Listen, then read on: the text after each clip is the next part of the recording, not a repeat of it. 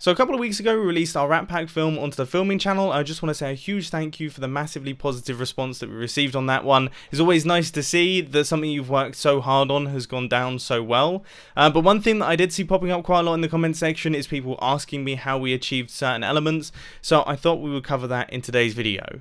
Now, one thing that I mentioned in a recent filming channel video was how we did the tracking shots, how we actually shot them.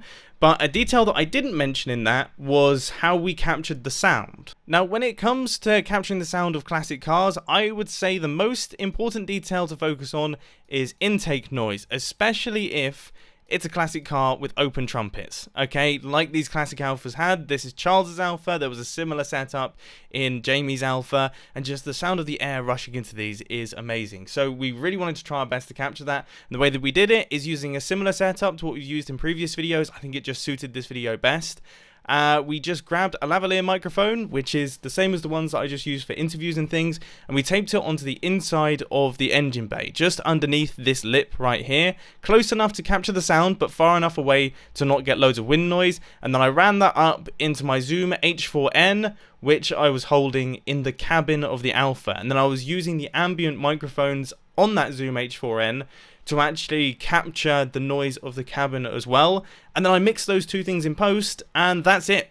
So it's a really simple setup. It probably took about 10-15 minutes to set up, and then I captured about 20 minutes of audio of each car, and then I mixed that in throughout the video. So that's what you hear. One particular aspect of this film that I'm really proud of is how we filmed the interviews. Now, Charles's interview was actually relatively easy in the fact that all of this light here, including the light that's on his face, is daylight. It's ambient light from the outside of his garage. Just one thing that we did is to get this contrast ratio across his face is we essentially dangled a black sheet over the top of his garage, half of his garage, so that we would get this nice shadow on the side of his face. Now, obviously, the back of his garage is lit by this little tungsten light bulb right here, but it's not powerful enough to actually light up the back of his head.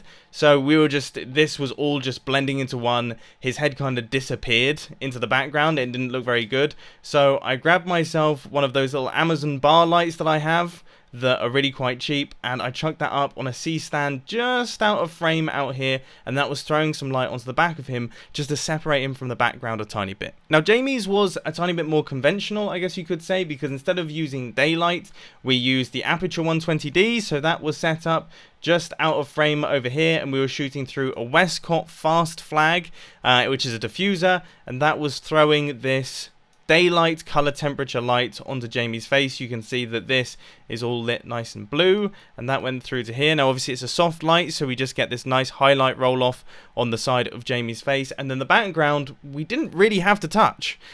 Jamie's garage is awesome. It's filled with lots of interesting bits and pieces, and Jamie's garage is also lit by these nice tungsten bar lights that you can see up at the top here. So they were throwing light down onto these things of a different color temperature to the one that we were filming at, and that creates that nice color contrast, and it ended up working out really well. Obviously, if Jamie didn't have these bar lights, then I would probably just use another one of the Amazon ones and place it up there, but it was already in place. Sometimes when you're filming things, you can definitely get into the mode of we need to change everything and we need to put all of our own lights up, and it's definitely beneficial to just take a step back and take a look at what you've already got and use what you already have if you can, because obviously it's going to save you a bunch of time, and a lot of the time it ends up looking a lot better and a lot more natural. One of my favorite setups of the video was this setup right here.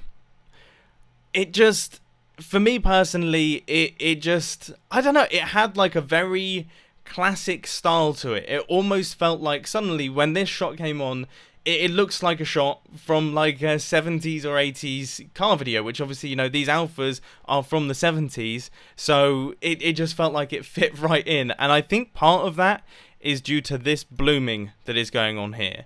Now, it's something that I haven't really mentioned ever, but one of my personal favorite pieces of camera equipment is actually a filter. It's called, I think it's called the Black Pro Mist filter. I've got a 1/4 one and I have a 1/8 one, and I use them all the time, and they are what is creating this effect, where you get the softening of the light, you get the blooming around highlights, and if you look at all of these, I mean, not necessarily that one, but that is Haze Pro Mist, that is Haze Pro Mist, this, you can see we've got a little bit of pro misting going on there, and then this is a great example of it. You can see all of that just kind of spilling around. I love the way that looks, especially when you're filming classic cars, because it adds kind of like a vintage element to the footage, which when you're shooting on a camera like the Red, which we used for this video, it's very digital, it's very sharp, it's very perfect, and these cars aren't very digital, very sharp, and very perfect, so you kind of need to add a little bit of imperfection to it to give it some of that character. Now, the way that we did this setup is, if you imagine it on the flip side, we just grabbed our magnetic cloud mount thing, and we placed it on the outside of that door, or on the outside of this door right here, and then we pointed the camera through. So if you just imagine, essentially we have a kind of camera sitting up like this, which is then filming through the cabin. Now, we didn't use the Red for this, we used the Pocket Cinema camera 4K, and we were using a Sigma 18 to 35mm lens, which is the lens that we used for every single shot in the film. We didn't use a different lens at all. Most of the shots were shot on the Red Scarlet W, but as I say, the onboard shots were shot using the Pocket Cinema camera.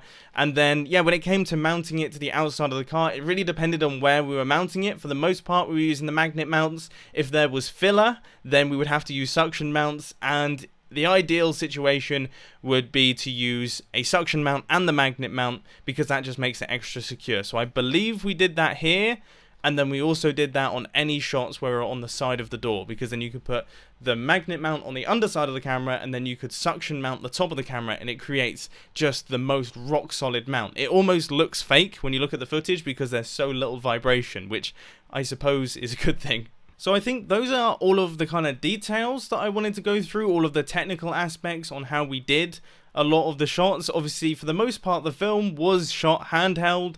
We were using a lot of natural light, so it was just a case of placing them in the correct locations, waiting for clouds to go over so we could get that nice overcast, moody look, and also getting lucky to a certain extent. Every single day that we were filming on, we had that moody, kind of looks like it's just about to rain but isn't raining style, which really suited the piece. And as I say, I'm really proud of it, so thank you ever so much for all of the positive comments. If you haven't seen it yet, obviously there'll be a link to it down in the description.